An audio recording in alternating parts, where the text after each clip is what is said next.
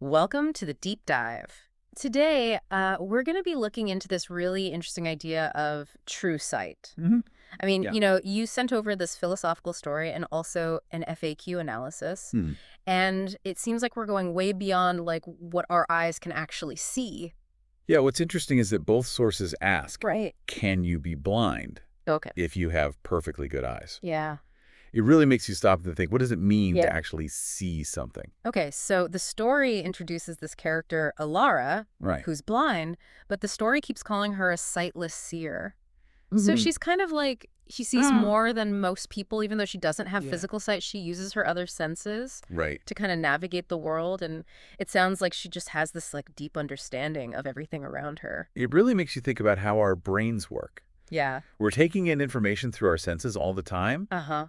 but then our brain has to make sense of it all. Yeah. And the way we interpret things is shaped by so many different factors, Mm. like our experiences and our memories, even our culture. So even if two people are looking at the exact same thing, they might Yeah. be perceiving it totally differently. Absolutely. There's like this filter Wow. between what we're sensing and what we're actually understanding. Okay. So Elara has this great line, there's no use having eyes if your mind is blind. Hmm.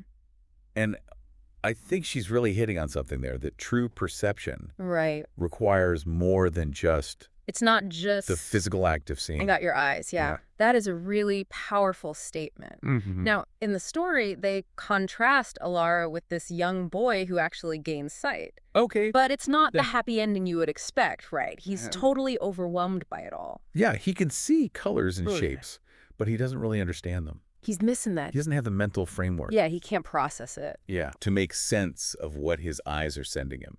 It's like when I got my new phone. Okay. It has all these features, Yeah. but I had no idea how to use half of them. That's such a good analogy. Sure. The FAQ actually calls this mental blindness. Oh, interesting. It's the ability to see, Okay. but you don't have the mental tools to actually understand what Yeah. you're seeing. You're taking it in, Yeah, but you're not really seeing it. exactly. Okay, that makes sense.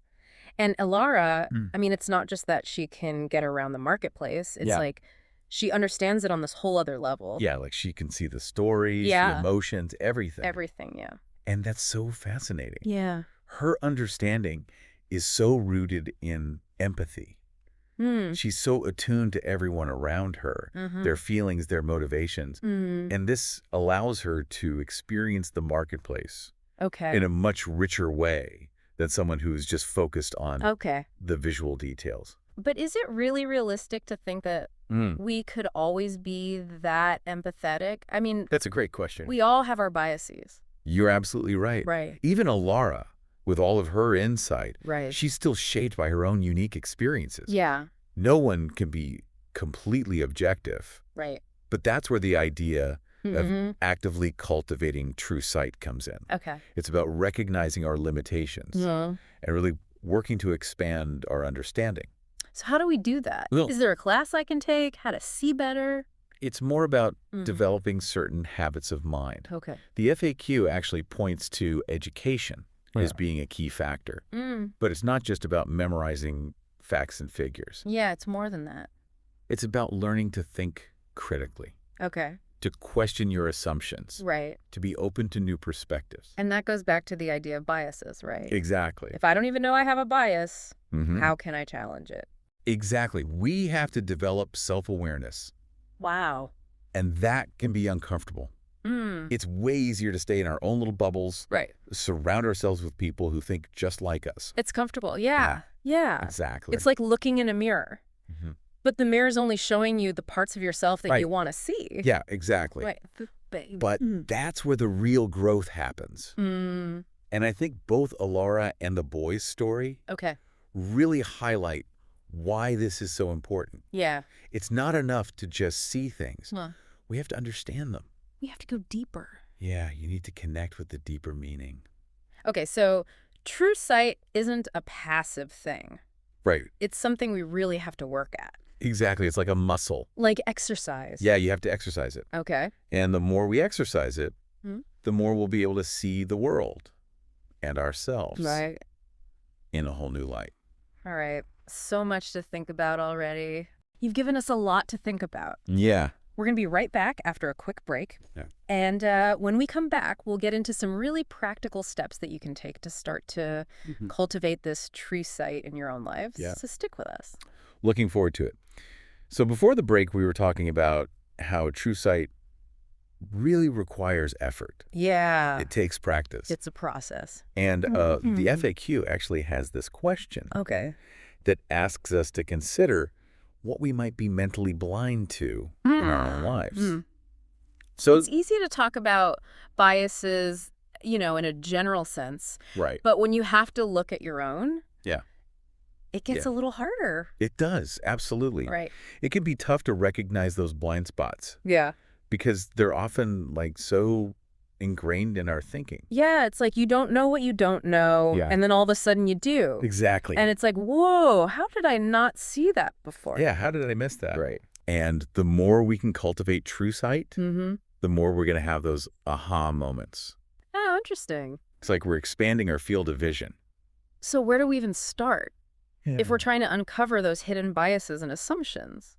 Well, one way to approach it is to look for areas where you feel stuck. Oh, okay. Maybe there's a recurring conflict that keeps coming up Yeah. in a relationship. Or maybe it's a challenge at work Right. that you just can't seem to get past. Yeah, because if I'm hitting the same wall over and over again, Right. maybe I'm not seeing the wall clearly. Exactly. Right. Those patterns can be clues that our perception is a little clouded. Okay. And this is where Elara's story becomes so relevant. Okay. Remember how she was able to understand the marketplace on this really deep level? Yeah. The FAQ suggests that this is partly because of her incredible ability to listen. Well, she is blind, so I guess listening would be her primary way Right. of taking in the world. But how does that translate Well, to true sight for those of us who can see? think about it as listening with all of your senses, Okay. being fully present in a situation, Uh-huh. paying attention not just to the words that people are saying, Right. but also their body language, Okay. their tone of voice, Yeah. even those unspoken emotions in the room. So it's like active listening Yeah. on steroids, not just hearing the words, Right. but really trying to understand the full message behind them. Yeah. Okay. And it also means listening to ourselves. Mm. What are our gut reactions telling us? Right. What emotions are coming up for us? Mm. What assumptions are we making? It's like we need to become more aware of our own internal dialogue, the way we're interpreting things Exactly. in our own minds. That internal dialogue is constantly shaping our perception, Right. and it's often filled with unconscious biases and judgments. So before we can see the world more clearly, Right. we got to clean our own lenses first. That's such a good way to put it. Right. And this process of cleaning our lenses, cultivating true sight, Yeah. this is an ongoing thing. Yeah. It's not something you achieve overnight. It's a journey, not a destination. It is a journey, exactly. Right. And sometimes the journey can be a little uncomfortable.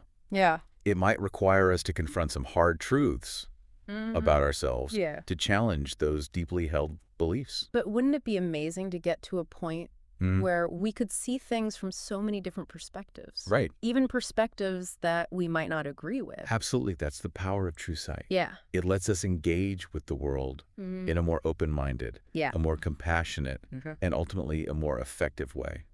Okay, so we've talked about the challenges of mental blindness and how important it is to try to develop this true sight. But what are some practical steps that people can actually take? Yeah. Because it all sounds really good in theory. Right. But how do we actually do this in our everyday lives? You're right. It's easy to talk about it in theory, but how do we actually put this into practice? Yeah. The FAQ doesn't really give us step-by-step instructions. It does highlight one really key thing, though, Okay. and that's education. Okay. And I think in this context, education goes beyond just formal learning. It's about just being curious about the world Okay. and actively seeking out new information and new perspectives. So instead of just scrolling through social media, maybe I should pick up a book on a topic I don't know much about or watch a documentary that challenges my viewpoint. Exactly. And when you do that, Okay. pay attention to how you're reacting to the information. Okay. Are you getting defensive? Are you dismissing ideas before you've really considered them? Those are signs of mental blindness at work. Oh, interesting. Yeah. And I guess it's also about who we surround ourselves with. Absolutely. If everyone in my little circle agrees with me all the time, maybe I'm not getting a wide enough range of input. Yeah, that's a really important point. Right. Diversity of thought is crucial for this. For true sight. Yeah, for developing true sight. Okay. It's about seeking out people who have different backgrounds and experiences and beliefs. But isn't it hard to do that sometimes? It is. It's easier to just be around people who are like us. It is hard, but it's so worth it. Yeah. When we can step outside of our comfort zones Right. and engage with people who challenge our assumptions, that's when things get really transformative. So we're talking about reading more, listening more, talking to people with different viewpoints. Yeah. Is there anything else we can do? The FAQ also mentions the importance of reflection. It encourages us to take time to really think about our experiences, analyze our reactions, and question our assumptions. So like journaling. Yeah. Or just taking a few minutes each day to sit quietly and just think about what's going on and how I'm seeing things. Those moments of quiet reflection can be really powerful. They give us a chance to step back from all the noise and all the business of everyday life. The chaos. Yeah, exactly. Yeah. And to get a clearer perspective. Okay, so to recap, we're talking about actively seeking out new information, diversifying our social circles, and taking some time for reflection. Exactly. This sounds like a lot of work.